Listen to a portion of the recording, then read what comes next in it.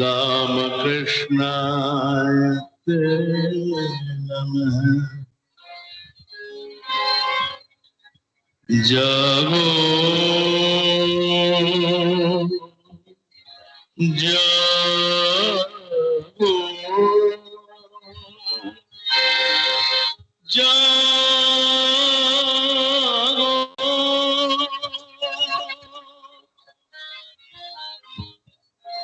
कुलकुंडलिनी कुलकुंडलिनी कुलकुंडलिनी जागो। কুণ্ডলিনীর উপর বলবে স্যার, শুনতে ভালো লাগছে। কুলকুंडलिनी जागो जागो जागो जागो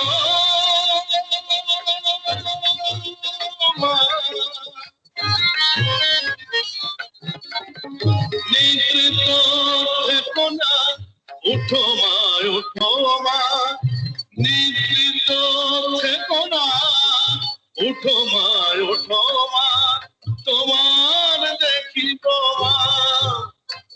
নিদ্রিত চাহনি তোমার দেখিব মা, নির্মল চাহনি জাগো জাগো জাগো মা। কুলকুণ্ডলিনী কুলকুণ্ডলিনী কুলকুণ্ডলিনী জাগো।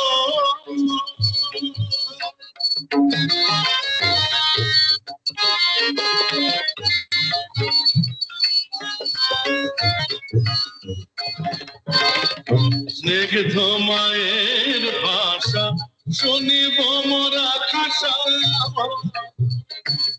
স্নিগ্ধ মায়ের ভাষা শুনিব মোরা খাসা, দেখিব তোমার মা জ্যোৎস্না হাসনি, দেখিব তোমার মা জ্যোৎস্না হাসনি।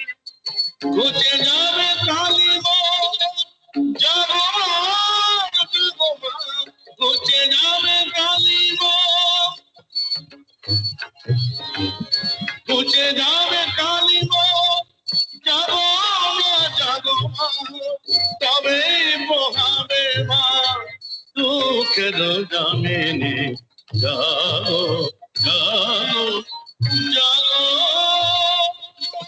মা।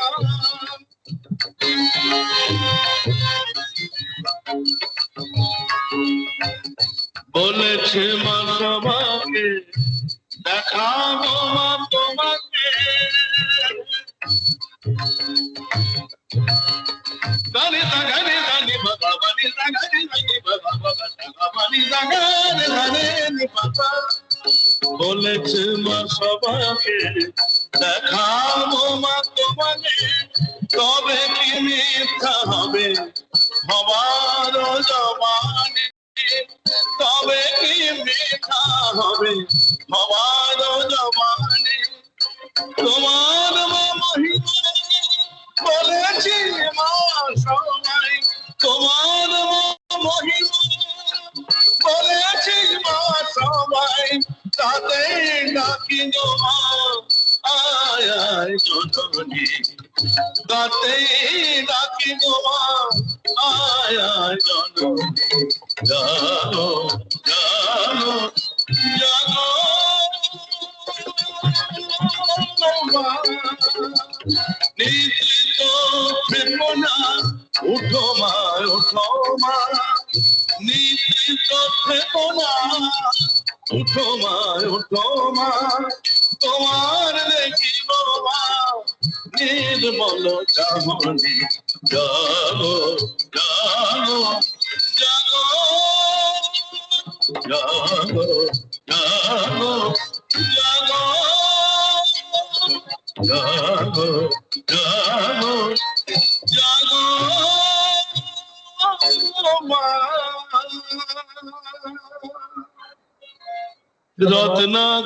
শুনছিলাম আমরা স্বামী দীপব্রতানন্দজির সঙ্গীত বেলুর মঠে সবসময় গান দিয়ে শুরু করার একটি কালচার আমাদের রামকৃষ্ণ মঠ মিশনে আমরা দেখে থাকি। যে কোনো সভা, যে কোনো রিট্রিট, বেদিক চ্যান্টিং এবং তার সঙ্গে প্রণাম মন্ত্রের সঙ্গে সঙ্গে কিছু সঙ্গীত দিয়ে শুরু করা। আজকে আমাদের বিশেষভাবে থাকছে সান্নয় আমাদের মিটের মাঝখানে ভায়োলিন বাজিয়ে শোনাবে। আমরা আজকের মিট শুরু করব। সবাইকে স্বাগত জানাচ্ছি। আজকের যে মিট শিডিউলটি সেটি সবাইকে বলে রাখি। আমাদের মধ্যে সায়ন শিবানন্দজির কিছু টিচিংস থেকে পড়বে। সৌমিতা আজকে ভগিনী নিবেদিতার কথা শুরু করবে। ময়ূক কথামৃত থেকে পড়বে। আমি স্বামীজির জীবনী থেকে পড়ব। এরম ভাবে শিডিউলটি আছে। আরো এক দুজন আশা করছি থাকবে। গীতায় আমরা সিদ্ধার্থকে পাবো। এরম ভাবে শিডিউলটি করা হয়েছে। চেষ্টা করব সবাইকে সুযোগ দেওয়ার। একটু একটু করে আমরা টাচ করব। মিটটা একটু বাড়িয়েছি, দীর্ঘ করেছি একটু, কারণ আমরা খুবই একটি বড় প্যান্ডেমিকের মধ্যে দিয়ে যাচ্ছি। সেই জন্য একটু এখন যদি একটু গভীর সাধন ভজন, একটু স্ক্রিপচার্স, একটু মেডিটেশন আমরা যদি জোর দিই, এতে আমাদেরও কল্যাণ এবং আমাদের সঙ্গে সঙ্গে অন্যান্য মানুষ তাদেরও কল্যাণ।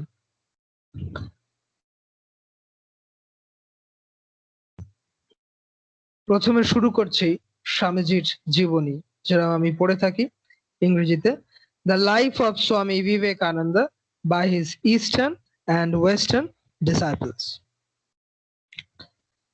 I was reading from the chapter Guru and Disciple. During about 5 years of Narendra's discipleship, he went to see the master once or twice a week. Sometimes he would stay on for a few days.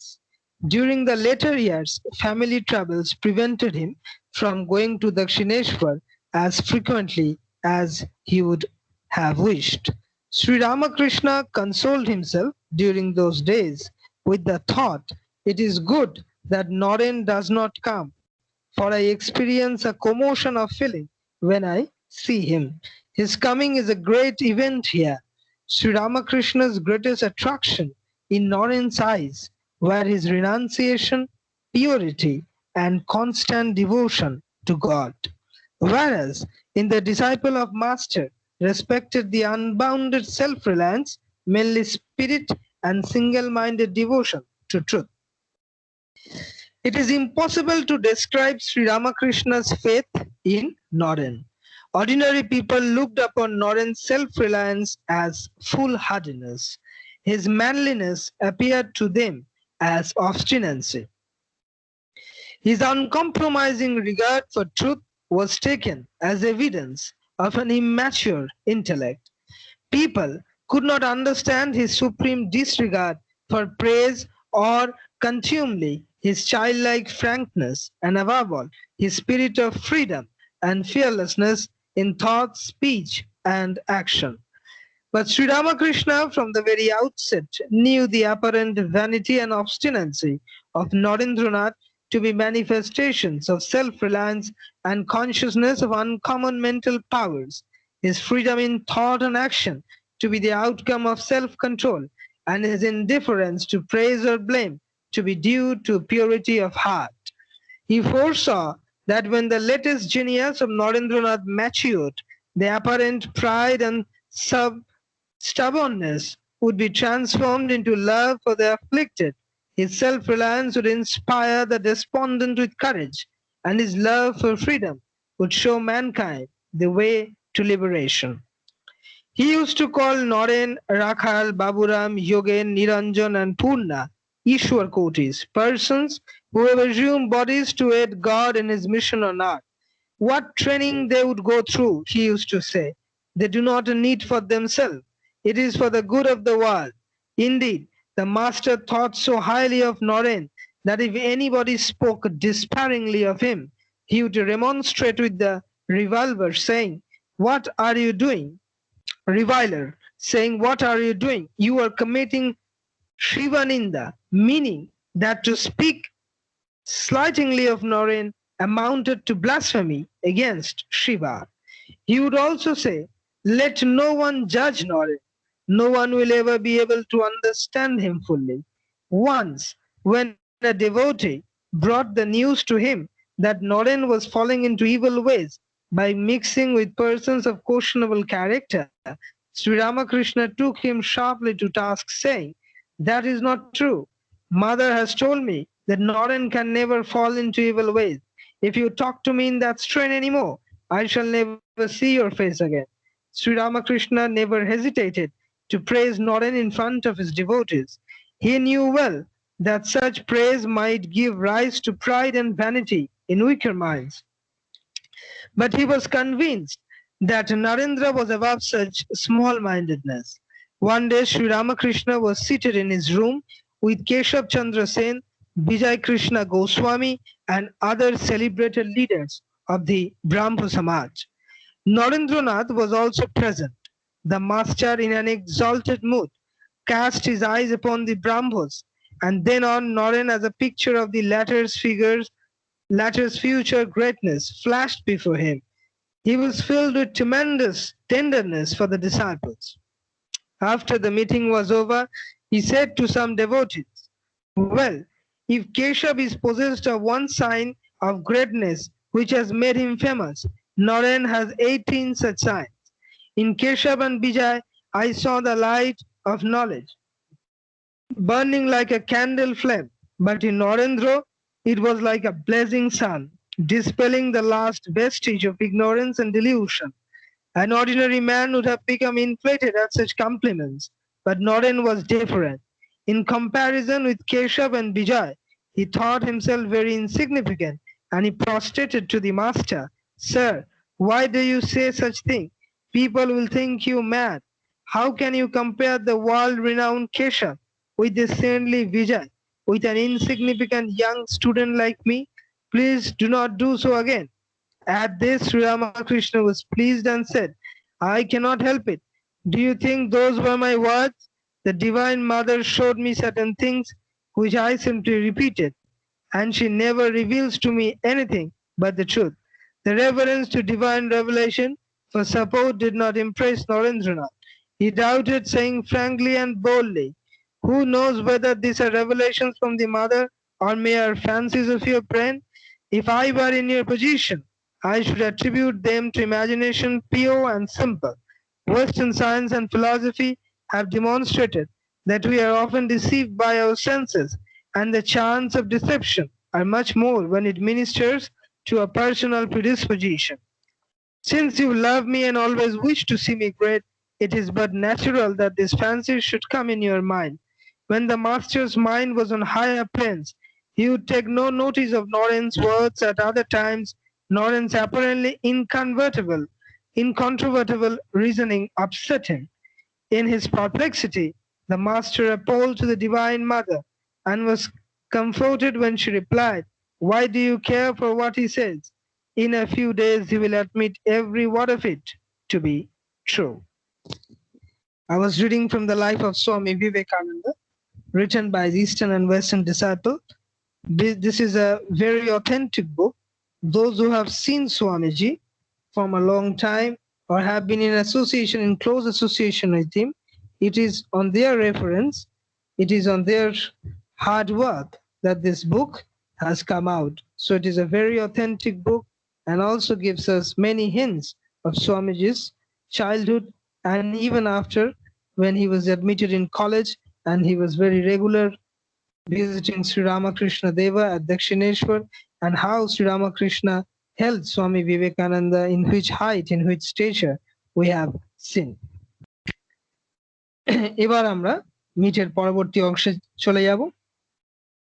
আমরা চলে যাব সৌমিতার কাছে। সৌমিতা আমাদের শুরু করবে ভগিনী নিবেদিতার জীবন।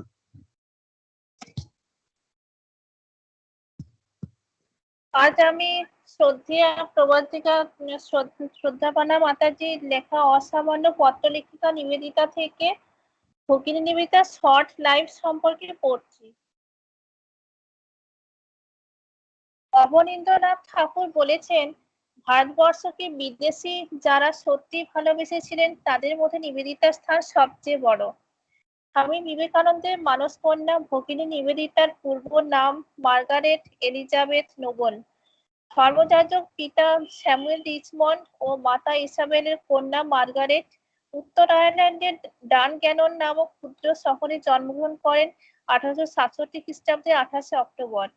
মাতৃগর্ভে থাকাকালীন তার মা মেরি তাকে দেবতার উদ্দেশ্যে উৎসর্গ। এই নিবেদন সম্পূর্ণ হয়েছিল 31 বছর পর। স্বামীজি যেদিন তাকে ব্রহ্মচর্য ব্রতে দীক্ষিত করে নতুন নাম দিয়েছেন নিবেদিতা। ভগিনী নিবেদিতা জীবনকালকে মোটামুটি 3 ভাগে ভাগ করা যেতে পারে। প্রথম পর্ব তার জন্মকাল থেকে স্বামী বিবেকানন্দের সঙ্গে সাক্ষাতের পূর্ব পর্যন্ত। এই সময় বিভিন্ন ঘটনার পরিপ্রেক্ষিতে তার চরিত্রের অনন্য সাধারণ গুণগুলির সম্যক বিকাশের সঙ্গে প্রবলভাবে দেখা দিয়েছিল সংশয় ও অনিশ্চয়তা। একদিকে সংশয়ের তাড়নায় মানসিক অবসন্নতা ও হতাশা, পাশাপাশি অন্তরের অন্তঃস্থলে এক পরম আশ্বাস যে মহা আহ্বানের জন্য তিনি প্রতীক্ষারত, তা একদিন আসবেই। স্বামী বিবেকানন্দের দৈববাণীর মাধ্যমে সেই প্রত্যাদেশ তার কাছে এলো। স্বামীজির সঙ্গে সাক্ষাতের পর শুরু হলো তার জীবনের দ্বিতীয় অধ্যায়, যে অধ্যায় ছিল তার কর্মজীবনের প্রস্তুতি পর্ব। তৃতীয় পর্বের নিবেদিতা প্রকাশ করেছিল নীরব অনলস এক কর্মব্রতী রূপে। কর্মের মধ্য দিয়ে প্রতিদিন প্রতি মুহূর্তে আত্মবিসর্জন, এই ছিল তার সাধনা। তার এই মহৎ কর্মজীবনের মধ্য দিয়ে তিনি উপলব্ধি করেছিলেন স্বামীজি উচ্চারিত সেই চরম সত্য, ব্রতের উদযাপনে প্রাণপাত করাই জীবনের আদর্শ, সিদ্ধির জন্য ব্যাকুল হওয়া নয়। সাফল্যের সঙ্গে হ্যালিফ্যাক্স কলেজ থেকে শিক্ষা শেষ করে মাত্র 17 বছর বয়সে তিনি শিক্ষয়িত্রীর পদ গ্রহণ করলেন। শুরু হলো তার শিক্ষা পদ্ধতি নিয়ে নানান গবেষণা। ইতিমধ্যে পেসালস্তি ফ্রবেলের মতো শিক্ষাবিদেরা শিশু শিক্ষার ক্ষেত্রে নতুন পদ্ধতি নিয়ে এসেছেন। নবীন শিক্ষার প্রতি মার্গারেট জনৈকা ডাচ মহিলা ডি লিউয়ের আহ্বানে 1890 খ্রিস্টাব্দে লন্ডনে উইম্বলডনে নতুন বিদ্যালয়ে যোগদান করলেন। পরে অভিজ্ঞতা অর্জন করে 1892 সালে স্বাধীনভাবে নিজে একটি বিদ্যালয় খুললেন। শিক্ষাকার্যে তার সাফল্য এবং শিক্ষা সম্পর্কে তার সুচিন্তিত মতামত ও বক্তৃতাবলী তাকে লন্ডনের বিদগ্ধ সমাজে সুপ্রতিষ্ঠিত করে তুলল। এর সঙ্গে যুক্ত ছিল তার অসামান্য ব্যক্তিত্ব, তেজস্বিতা, বুদ্ধিমত্তা, রচনাশক্তি ও বাগ্মিতা। সহসা তার জীবনের গতি পরিবর্তিত হয়ে গেল 1895 খ্রিস্টাব্দে স্বামী বিবেকানন্দের আগমনে। বহির্জীবনের সাফল্য মার্গারেটের চিত্তকে পরিপূর্ণ করতে পারেনি। তার অন্তরে একটা আলোড়ন চলছিল। বাল্যকালে প্রচলিত ধর্মের প্রতি তার একটা সহজ বিশ্বাস ও অনুরাগ ছিল, কিন্তু বয়স বাড়ার সঙ্গে সঙ্গে প্রখর বিচার বুদ্ধি জাগ্রত হওয়ার ফলে সংশয় দেখা দেয়। ধর্মীয় অনুষ্ঠানগুলি মনে হতো প্রাণহীন। জীবনের এই পরম সন্ধিক্ষণে আবির্ভাব স্বামী বিবেকানন্দের সব সংশয় ও দ্বন্দ্ব থেকে মুক্ত করে মার্গারেটকে যিনি এক অনন্ত লোকের সন্ধান দিয়েছিলেন। স্বামীজির সঙ্গে সাক্ষাতের পর থেকে নিবেদিতা নিয়মিত তার ক্লাসগুলোতে উপস্থিত থাকতেন। এরকমই একটা ক্লাসে স্বামীজি হঠাৎ বলে উঠলেন, জগতে আজ কিসের অভাব জানো? জগৎ চায় এমন 20 জন নরনারী যারা সদর্পে পথে দাঁড়িয়ে বলতে পারে, ঈশ্বরই আমাদের একমাত্র সম্বল।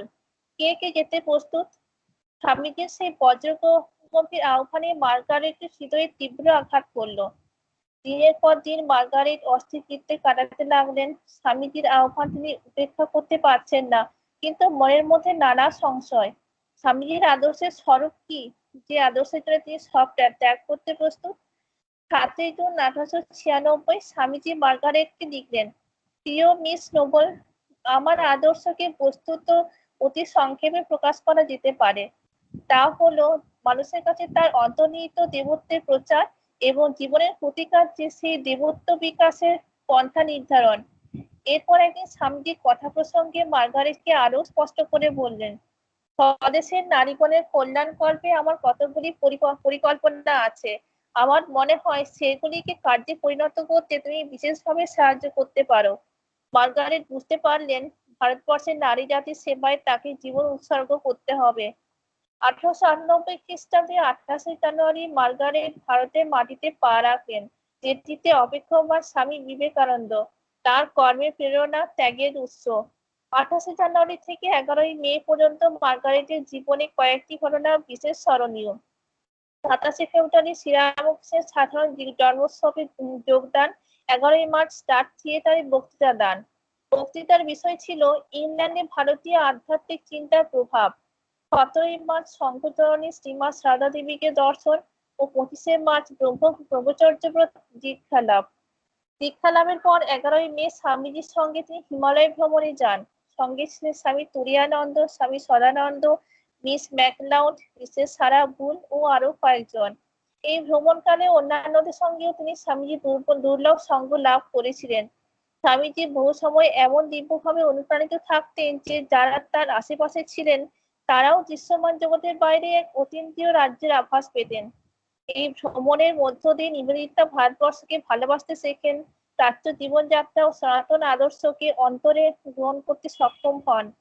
নিবেদিতা কাজ আরম্ভ করার জন্য ব্যগ্র হয়েছিলেন, তাই কলকাতায় ফিরেই তার উদ্যোগ চলতে লাগলো। স্বামীজি, স্বামী ব্রহ্মানন্দ ও স্বামী সারদানন্দের উপস্থিতিতে 13ই নভেম্বর 1898 কালী পূজার দিন শ্রীশ্রীমা স্বয়ং বাগবাজার পল্লীতে 16 নম্বর বোসপাড়া লেনে এসে বিদ্যালয়ের প্রতিষ্ঠা কাজ সম্পন্ন করেন। অল্প সময়ের মধ্যে নিবেদিতা স্কুলটি বেশ সুনাম অর্জন করেছিল। নিবেদিতা ভারতের জাতীয় আদর্শে নারী শিক্ষার কাজের পাশাপাশি বক্তৃতা দান, প্লেগের সেবা ইত্যাদি নানা কাজ শুরু করলেন। স্বামীজির মতো নিবেদিতা উপলব্ধি করেছিলেন এই শিক্ষা প্রতিষ্ঠানের জন্য প্রয়োজন অর্থের, সেই সঙ্গে একদল শিক্ষার্থীর দ্বারা যারা এই মহৎ উদ্দেশ্যে জীবন উৎসর্গ করতে প্রস্তুত। 1899 সালে তাই অর্থ সংগ্রহের জন্য স্বামীজির সঙ্গে নিবেদিতাও গেলেন আমেরিকায়। ভগিনী নিবেদিতার ভারতবর্ষের কাজ অতি সংক্ষিপ্ত। এই স্বল্পকালের মধ্যেই তার 3 বার পাশ্চাত্যে যাওয়ার প্রয়োজন হয়। প্রথমবার স্বামীজির সঙ্গে, যা আগেই উল্লেখ করা হয়েছে। দ্বিতীয়বার ভগ্ন শাস্ত্রের উন্নতি কল্পে 1907 এবং 1910 খ্রিস্টাব্দে পরম বান্ধবী মিসেস সারাপুরের অসুস্থতার সংবাদে শেষবারের মতো তাকে পাশ্চাত্যে যেতে হয়। নিবেদিতার স্বল্পকাল ভারতবর্ষের প্রতিটি মুহূর্ত ছিল নিরলস কর্ম ও সেবায় পরিপূর্ণ। 1902 এর ফেব্রুয়ারি মাসে নিবেদিতা কলকাতার বাগবাজারে ফিরে আসেন এবং পুনরায় বিদ্যালয়ের কাজ শুরু করেন। ওই বছর এপ্রিল মাসে স্বামীজির আর আরেক সিস্টার ক্রিস্টিন ভারতে এসে নিবেদিতার কাজে যোগ দেন। 4 জুলাই স্বামীজির আকস্মিক মহাপ্রয়াণ নিবেদিতার কাছে অপ্রত্যাশিত ও মর্মান্তিক, কিন্তু সংকল্পে তিনি অবিচল। অন্তরে সমগ্র শোক নিরুদ্ধ রেখে তিনি কর্মে অগ্রসর হলেন। স্বামীজি অনুভব করেছিলেন স্বাধীনতা ব্যতীত দেশের সর্বাঙ্গীন কল্যাণ ও মনুষ্যত্বের পূর্ণ বিকাশ অসম্ভব। তাই নিবেদিতা সর্বান্তঃকরণে বিদেশি শাসনের নাগপাশ থেকে ভারতের মুক্তি চেয়েছিলেন। সেই কারণে তিনি রাজনীতির সঙ্গে যুক্ত হয়ে পড়েন। অথচ স্বামী বিবেকানন্দ প্রতিষ্ঠিত রামকৃষ্ণ মিশনের সঙ্গে রাজনীতির কোনো সম্পর্ক ছিল না। ফলে তাকে সংঘের সদস্য পদ ত্যাগ করতে হয়। কিন্তু শ্রীশ্রীমা ও বেলুড় মঠের সন্ন্যাসীবৃন্দের সঙ্গে তার ঘনিষ্ঠ যোগাযোগ চিরকাল অক্ষুণ্ণ ছিল। এই সময় থেকে নিবেদিতার যথার্থ কর্মজীবনের শুরু। তিনি বলতেন, my task is to awaken a nation. দেশের স্বাধীনতা সংগ্রাম, সামাজিক পরিবর্তন ও প্রগতির মূলে যে সকল শিক্ষিত প্রতিভাবান ব্যক্তি ছিলেন তাদের উপরও নিবেদিতার প্রভাব বড় কম ছিল না। এদের মধ্যে রবীন্দ্রনাথ ঠাকুর, বৈজ্ঞানিক জগদীশ চন্দ্র বসু, শিল্পাচার্য অবনীন্দ্রনাথ ঠাকুর, নন্দলাল বসু, ঐতিহাসিক রমেশচন্দ্র দত্ত, বিপ্লবী অরবিন্দ ঘোষ, বিপিন পাল প্রমুখ ছিলেন উল্লেখযোগ্য। শুধু বিখ্যাত ব্যক্তিই নন, উদীয়মান অধ্যাপক, ঐতিহাসিক, শিল্পী, বৈজ্ঞানিকদেরও তিনি ছিলেন অনুপ্রেরণা স্বরূপ। ভারতের জাতীয় জীবনে উন্নতি ও সেবার জন্য তিনি অর্থাসনে অনাহারে কাজ করে গেছেন। তার মহৎ চিন্তা ও কর্ম সমগ্র দেশকে পরিব্যাপ্ত করেছিল। একসময় ভারতের বিভিন্ন স্থানে তার বক্তৃতাগুলি বিপুল আলোড়ন সৃষ্টি করে। তার বক্তৃতার বিষয় ছিল স্বদেশ, জাতীয়তা ও ভারতের ঐক্যবোধ। তার গভীর আধ্যাত্মিকতা ও সূক্ষ্ম সৌন্দর্যবোধ ভারতের পৌরাণিক কাহিনী, প্রাকৃতিক দৃশ্য ও ভারতীয় সমাজ ব্যবস্থার মধ্যে যেসব তত্ত্ব ও অন্তর্নিহিত তাৎপর্য আবিষ্কার করেছিল তার মূল্য অপরিসীম। নিবেদিতা নিজে যে কটি বই প্রকাশ করে গেছেন তার মধ্যে the master as I saw him, Kali, the mother, the wave of Indian life, footfalls of Indian history বিদ্যুৎ সমাজে বিশেষ সমাদর লাভ করেন। বস্তুত নিবেদিতার বিদ্যালয়টি ছিল তার সর্ববিধ কাজের কেন্দ্র। গ্রীষ্মকালে অসহ্য গরম ও অস্বাস্থ্যকর পরিবেশে অশেষ কষ্ট হওয়া সত্ত্বেও তিনি স্থান পরিত্যাগে সম্মত হননি।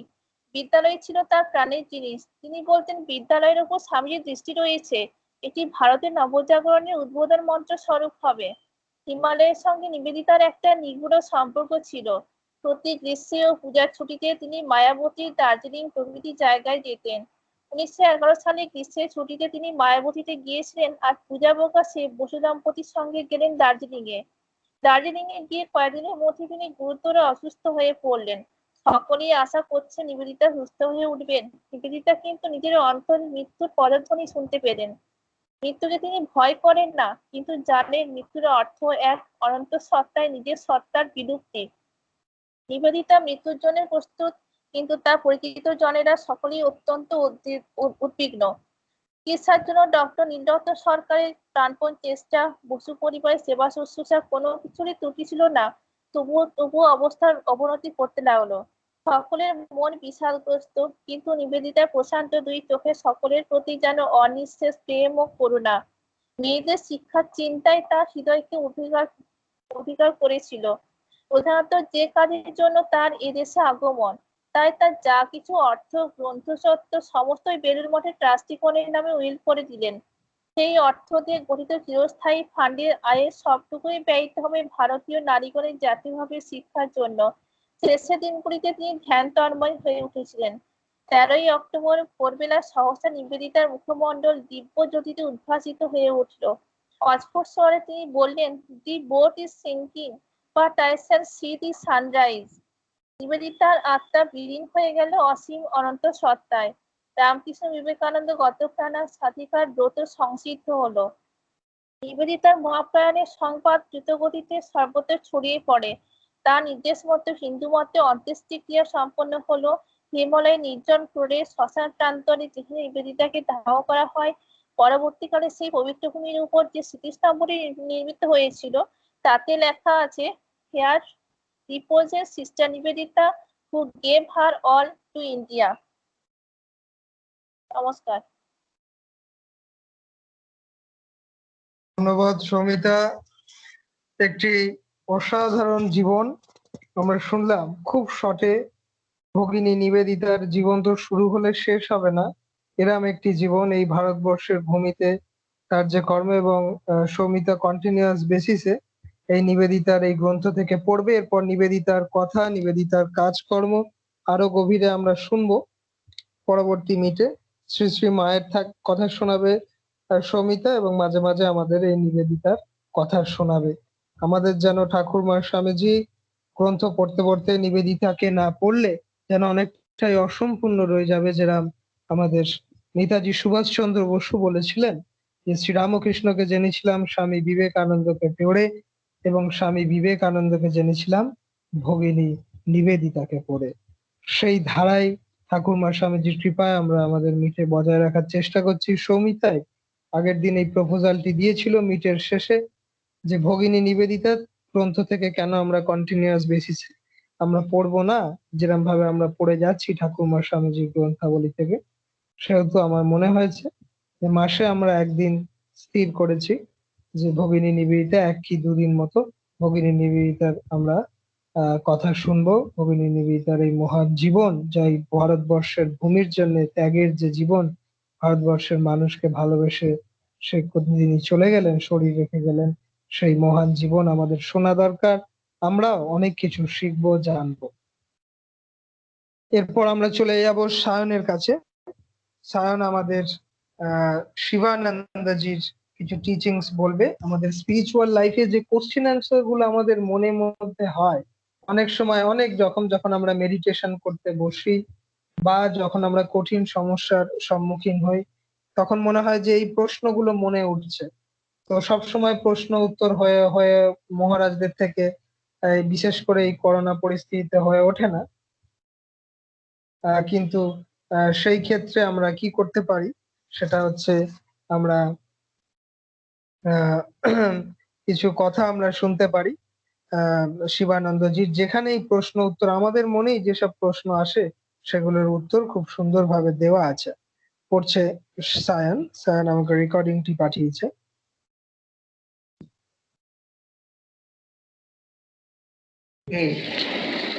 Thank you, Arko.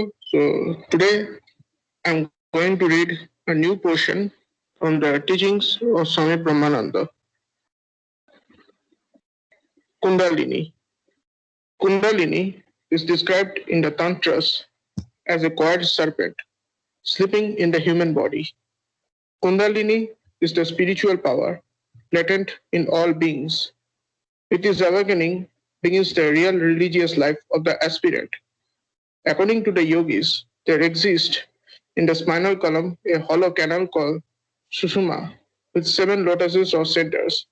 These centers begin with the Muladhara or the center at the base of the spinal column and end in the Sahasra or the 1,000-petal lotus in the brain. As the Kundalini rises higher and higher, wonderful psychic powers and spiritual visions come to the yogi. When it reaches the Sahasra, the yogi attains the highest spiritual illumination. A disciple asks Swami, how can the Kundalini be awakened? Swami, through the practice of japam, dhyan, and other spiritual exercises. According to some yogis, there are special forms of meditation and practices which awaken it, but I believe it can be best done through japam and dhyana. The practice of japam is specially suited to our present Iron Age or Kali Yuga. There is no other spiritual practice easier than this, but meditation must accompany the repetition of mantra. Question. Does meditation mean thinking of the form of the deity? Swami, it implies thinking of the divine both with form and without form. Maharaj, is it the Guru who decides whether one is fit for meditation on God with form or without form? Swami, yes, but the pure mind itself plays the part of the Guru. At times, the mind is inclined to think of the form. At other times, the formless aspect of God appears. The outer Guru cannot be had always. As the aspirant goes on with his spiritual practices, his power of comprehension also increases. Then his mind can act as a guide. The Yoga Vasistha Ramayana says that mental energy is wasted through various distractions. A part of it is drawn to the body, another part to the senses, still another part to the objects of sense. The mind is tied to many things. Snap all the bonds, collect the scattered forces of the mind, and make them flow in the particular direction. This is the task of the spiritual life. Concentrate the whole mind and direct it to spiritual practices until the goal is reached. Strive, be up and doing. You are young now. This is the time to practice spiritual exercises. You will not be able to do anything when you grow old. In the beginning, it is necessary to do some spiritual exercises as part of the daily routine. Whether the mind likes it or not, this must be followed regularly. Begin your spiritual life in the right earnest. If you can concentrate all the distracted powers of the mind, you will find that this will generate a tremendous energy. Do it through japam or through meditation or through discrimination. Know that all these means are equally effective. Take up any one and merge yourself in sadhana. Do not question anymore. First do something, then come and ask questions, if you have any. Maharaj, is it true that Kundalini awakens by the grace of the Guru? Swami, throughout the grace of the Guru, not only can the Kundalini be aroused, but everything else can be had, even the knowledge of Brahman. But this grace cannot be attained easily. One has to strive one's utmost to get it. Ask the mind in your calm moments. If you have done any spiritual practice, it will tell you that you have done absolutely nothing. Practice some spiritual discipline. Begin now. Devote yourself to this and this alone. Do not pay heed to anything else. Plunge into the very depth of your soul. Thank you. Thank you, Siddhartha. Thank you, Sayan, for this beautiful talk on Swami Shivananda's teachings on the disciplines of spiritual life, question and answer. Swami Shivananda Ji was a direct disciple of Ramakrishna Mathan Mission and also the second president of the order. আমরা অনেকক্ষণ ধরে একটি বিভিন্ন স্পিকারের বক্তৃতা শুনছি। আমরা একটু মিউজিক শুনে নেব। আমাদের সান্নয় মিউজিক মানে শুধু মিউজিক না, এটা ক্রিসমাস ক্যারল। সান্নয় ভায়োলিন থেকে বাজিয়ে শোনাবে আমাদের। যে সাইলেন্ট নাইট যে গানটি আমরা ক্রিসমাসে দেখি, চার্চে হয় এবং নিশ্চয়ই মঠে আমাদের বিশেষ করে হয়, সেই গানটি আমাদের শোনাবে সান্নয়।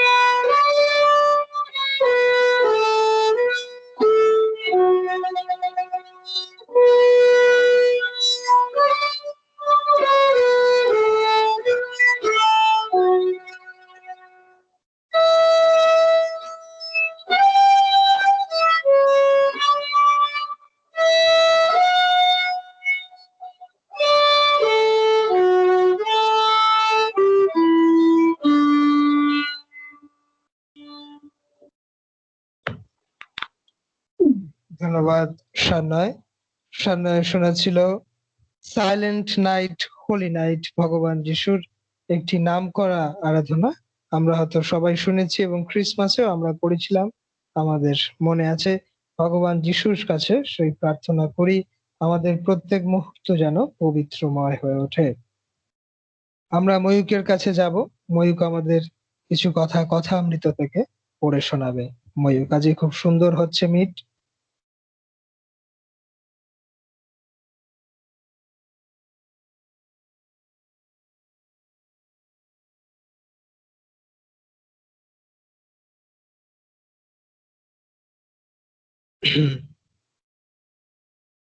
হ্যালো ময়ূক। হ্যাঁ শোনা যাচ্ছে।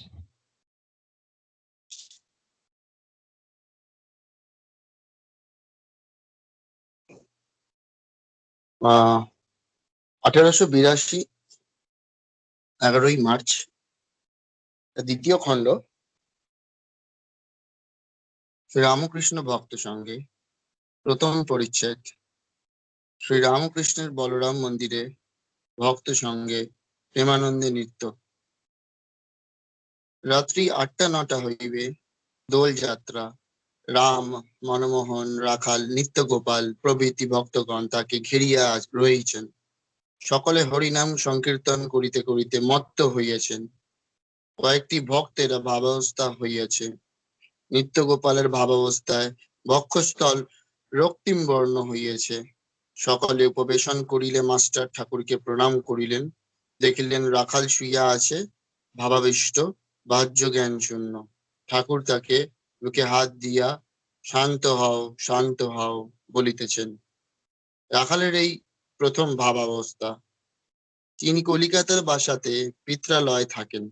মাঝে মাঝে ঠাকুরকে দর্শন করিতে যান। এই সময় শ্যামপুকুরে বিদ্যাসাগর মহাশয়ের স্কুলে কয়েকদিন পড়িয়াছিলেন। ঠাকুর মাস্টারকে দক্ষিণেশ্বরের বলিয়াছিলেন, আমি কলকাতা বড়লামের বাড়ি যাব, তুমিও আসিও। তাই তিনি তাহাকে দর্শন করিতে আসিয়াছেন।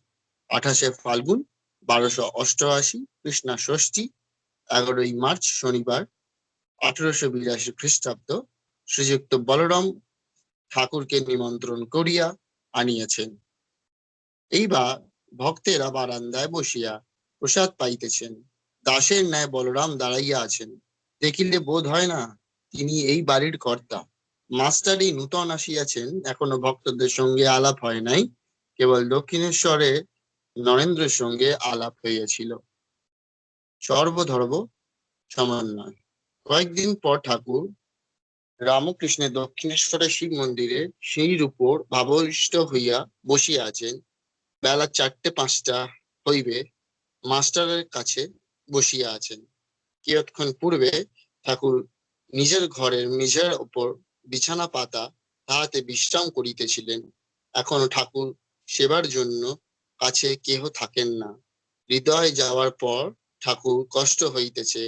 কলিকাতা হইতে মাস্টার আসিলে তিনি তাহার সঙ্গে কহিতে কহিতে শ্রী রাধাকান্তের মন্দিরে সম্মুখে শিব মন্দিরের সিঁড়িতে আসিয়া বসিয়াছিলেন, কিন্তু মন্দিরের দৃষ্টে হঠাৎ ভাবাবিষ্ট হইয়াছেন।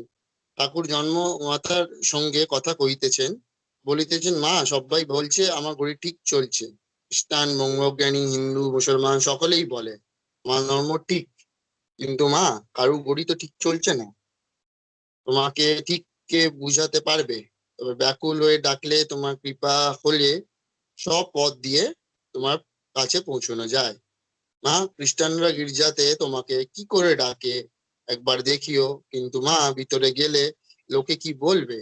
যদি কিছু হাঙ্গামা হয়, আবার কালী ঘরে যদি ঢুকতে না দেয়, তবে গির্জা ঘরের দোরগড়া থেকেই দেখিও। ভক্ত সঙ্গে ভজানন্দে রাখাল প্রেমে প্রেমের সুরা। আর একদিন ঠাকুর নিজের ঘরে ছোট্ট খাটটির উপর বসিয়া আছেন। আনন্দময় মূর্তি, হাস্যবোধন শ্রীযুক্ত কালীকৃষ্ণের সঙ্গে মাস্টার আসিয়া উপস্থিত। কালীকৃষ্ণ জানিতেন না তাকে তাহার বন্ধু কোথায় লইয়া আসিতেছেন। ঠাকুর বলিয়াছেন, চুনির দোকানে যাব তো আমার সঙ্গে এসো, সেখানে এক জ্বালা মদ আছে। মাস্টার আসিয়া বন্ধুকে যাহা বলিয়াছিলেন প্রণামন্ত্রে ঠাকুরকে সমস্ত নিবেদন করিলেন। ঠাকুর হাসিতে লাগিলেন। ঠাকুর বলিলেন, ভজানন্দ, ব্রহ্মানন্দ, এই আনন্দই সুরা, প্রেমের সুরা। মানব জীবনের উদ্দেশ্য ঈশ্বরের প্রেম, ঈশ্বরকে ভালোবাসা, ভক্তি, সার। জ্ঞান বিচারের করে ঈশ্বরকে জানা বড় কঠিন। ঠাকুর রামকৃষ্ণ আবার বলিতেছেন, ঈশ্বরকে ভালোবাসা এটাই জীবনের উদ্দেশ্য। যেমন বৃন্দাবনে গোপীরা, রাখালরা শ্রীকৃষ্ণকে ভালোবাসতো, যখন শ্রীকৃষ্ণ মথুরায় গেলেন, রাখালেরা তার বিরহে কেঁদে কেঁদে বেড়াতো। ধন্যবাদ।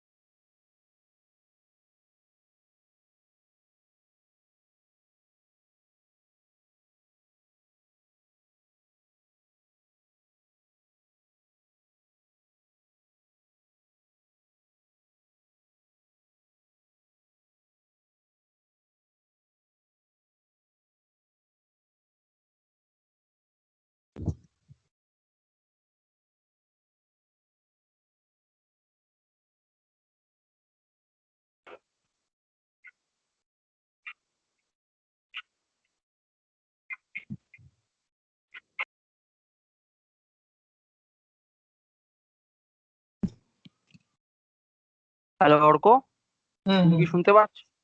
আচ্ছা, হ্যাঁ হ্যাঁ, শুনতে পাচ্ছি। এতক্ষণ কি কিছু বলছিলে? ও, আমি তো বলছিলাম এতক্ষণ, আমার কি শোনা যায়নি কথা? না না না না, মিউট হয়েছিল। ও আচ্ছা আচ্ছা। আমি ময়ূরকে ধন্যবাদ জানালাম কথামৃত থেকে পড়ার জন্য, এবং খুব সুন্দরভাবে পড়েছে ময়ূর। এবার আমরা সোহেলের কাছে যাব। সোহেল আমাদের বেদান্ত থেকে পড়ে শোনাবে। Sohel.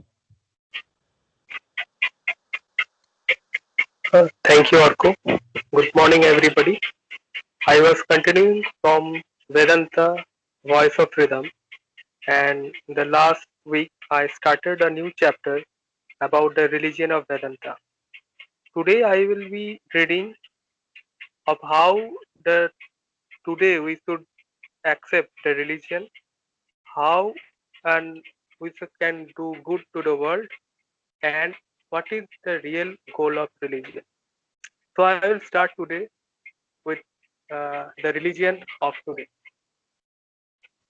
We find that in almost every religion, these are the three primary things which we have in the worship of God.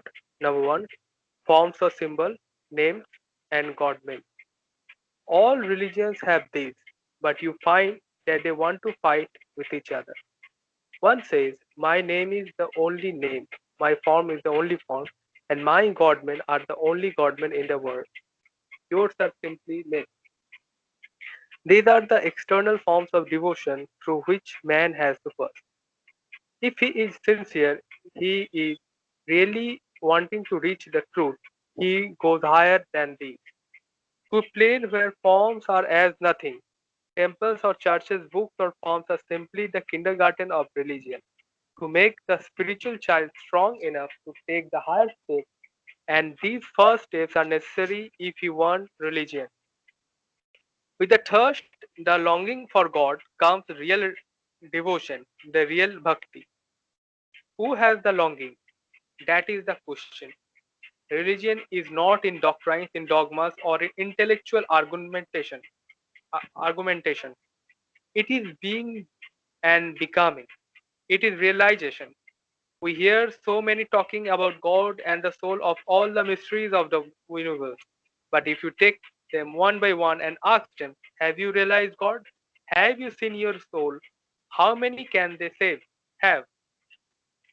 And yet they all are fighting with one another.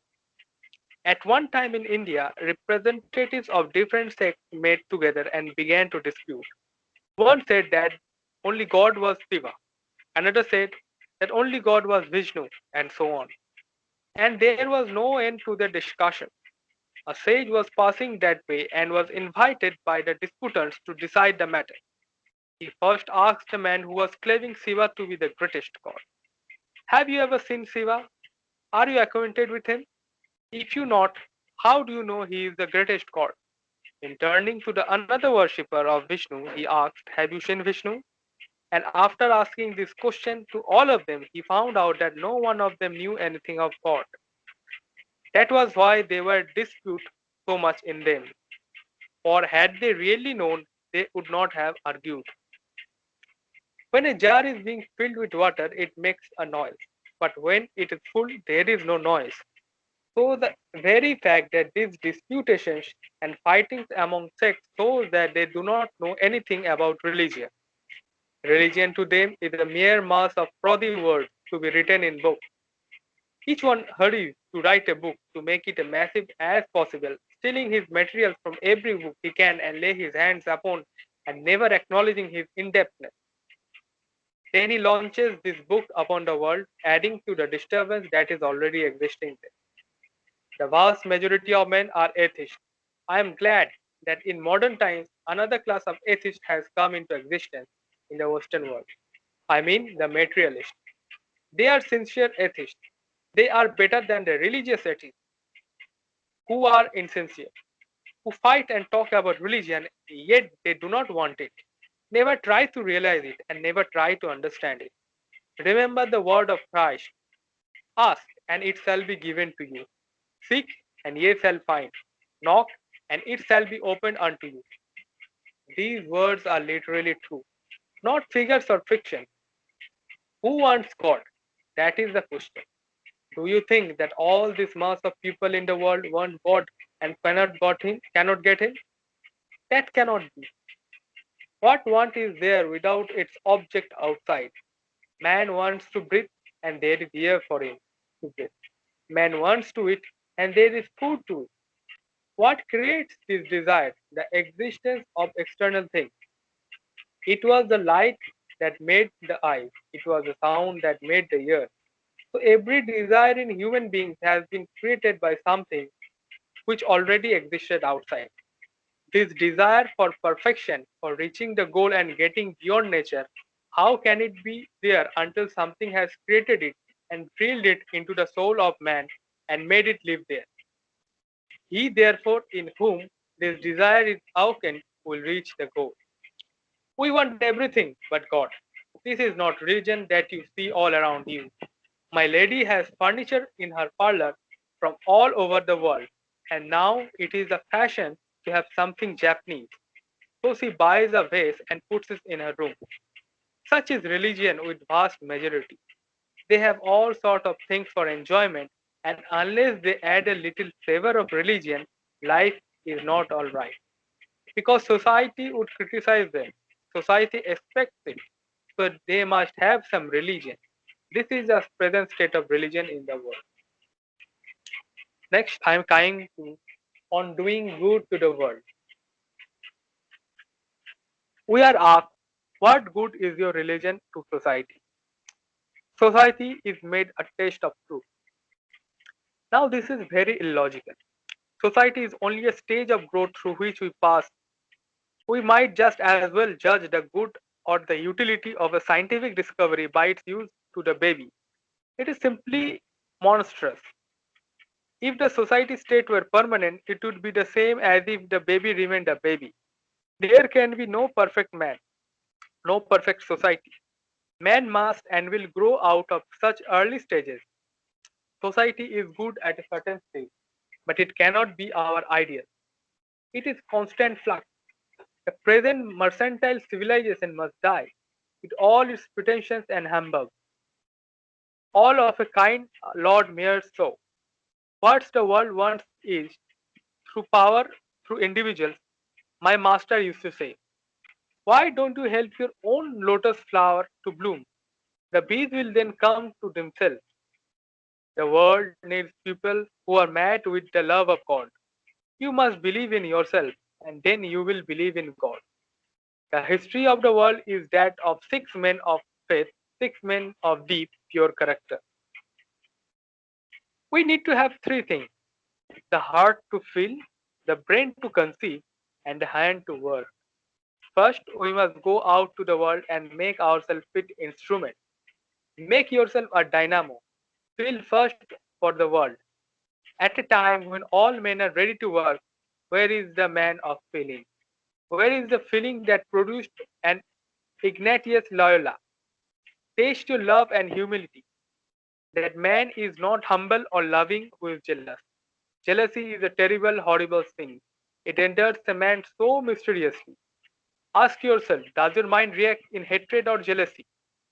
Good works are continually being undone by the tongues of hatred and anger that are being poured out of the world. If you are pure, if you are strong, you, one man, are equal to the whole world. The brain to conceive the next condition of doing good work is only a dry Sahara after all. It cannot do anything alone unless it has the feeling behind it. Take love, which has never failed, and then the brain will conceive and the hand will work righteousness. Sages have dreamed of and have seen the vision of God. The pure in heart shall see God. All the great ones claim to have seen God.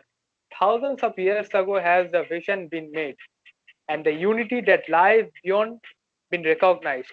And now the only thing we can do is to fill this glorious outline. The goal of religion. Life will be a desert. Human life will be vain if we cannot know the beyond. It is very well to say, be content with the things of the present. The cows and the dogs are, and so are all animals. And that is what makes them animals. So if man rests content with the present and gives up all search into the beyond, mankind will have to go back to animals same again. It is religion, the inquiry into the beyond, that makes the difference between a man and an animal. Religion does not live on bread, does not dwell in the house. Again and again you hear this objection advanced. What good can religion do? Can it take away poverty of the poor? Supposing it cannot, would what prove the untruth of religion? Suppose baby stands up among you when you are trying to demonstrate an astronomical theorem and says, does it bring gingerbread? No, it does not. You answer, Then says the baby, it is useless. Babies judge the whole universe from their own standpoint, that of producing gingerbread. And so do the babies of the world. We must not judge higher things from a low standpoint. Everything must be judged by its own standard, and the infinite must be judged by the standard of infinity. Religious permeates the whole world of man's life, not only the present, but the past, present, and the future. It is therefore eternal relationship between the eternal soul and the eternal God. It is logical to measure its value by its action upon 5 minutes of human life. Certainly not. These all are negative arguments. Now come to the question. Can religion really accomplish anything? Yes, it can. It brings to man eternal life. It has made man what he is and will make of this human animal a god. That is what religion can do. Take religion away from human society, what will remain? Nothing but a forest of brute. Sense of happiness is not the goal of humanity. Wisdom is the goal of life. We find that man enjoys this intellect more than an animal enjoys its senses. And we see that man enjoys his spiritual nature even more than his rational nature. So the highest wisdom must be this spiritual knowledge. With this knowledge will come a bliss. All the things of this world are but shadows, the manifestation in the third or fourth degree of the real knowledge and bliss. One question more. What is the goal? Nowadays, it is asserted that man is infinitely progressing forward and forward, and there is no goal of perfection to attain to it. Ever approaching, never attaining, whatever that may mean, and however wonderful it may be, it is absurd on the face of it. Is there any motion in a straight line? A straight line infinitely projected becomes a circle. It returns to the starting point. You must end where you began, and as you began in God, you must go back to God. What remains? Detailed work. Through eternity, you have to do the detailed work. Yet another question. Are we to discover new truths of religion as we go on? Yes and no. In the first place, we cannot know anything more of religion. It has been all known. In all religions of the world, you will find it claimed, and there is a unity within us. Being one with divinity, there cannot be any further progress in that sense. Knowledge means finding this unity. The next question, can such a unity be found? In India, the attempt has been made from the earliest time to reach a science of religion and philosophy. For Hindus, do not separate these as a customary in Western countries. We regard religion and philosophy as but two aspects of one thing, which must equally be grounded in reason and scientific truth. Vedanta is not just satisfied to end in dualism, but continues its search for the final unity, which is alike the goal of science and religion. Thank you.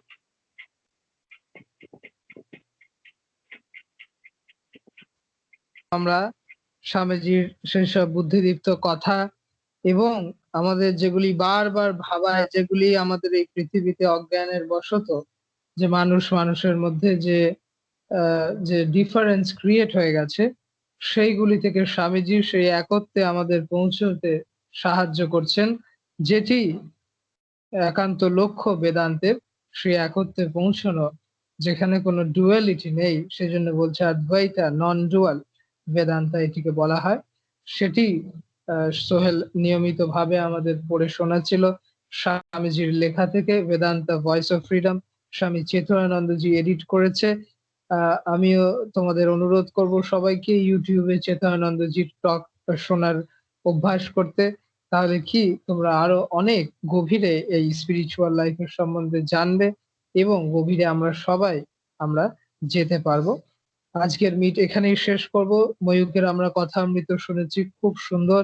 তার সঙ্গে সঙ্গে সবাই যারা আজকে speaker ছিল, সবার কাছে একটি বিনীত অনুরোধ রাখবো, আমরা যেন সবাই 11টার সময় চেষ্টা করি ডট 11টায় জয়েন করার। কেননা অনেক সময় এমন হয়, কিছু এমার্জেন্সি ছাড়া আমরা যেন চেষ্টা করি পুরো মিটটাই থাকার, না হলে যারা প্রথম দিককার স্পিকার্স তারা কিন্তু ইন্টারেস্ট হারাবে এবং একটা কোথাও খামতি রয়ে যাবে মিটে, যদি আমরা হাফ বা 2/3 আমরা শুনি। সেই ক্ষেত্রে চেষ্টা করব আমরা যেহেতু সবাই মিলে আসি এই সুন্দর মিটে সবাই সবার থেকে শুনি সুন্দর জিনিস এবং নিজ জীবনে প্র্যাকটিস করার চেষ্টা করি।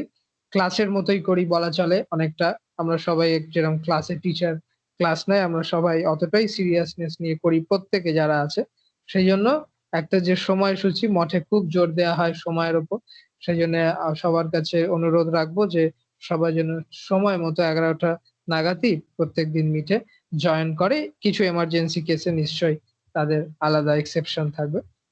আজকের আমরা অনেক কিছু শিখলাম।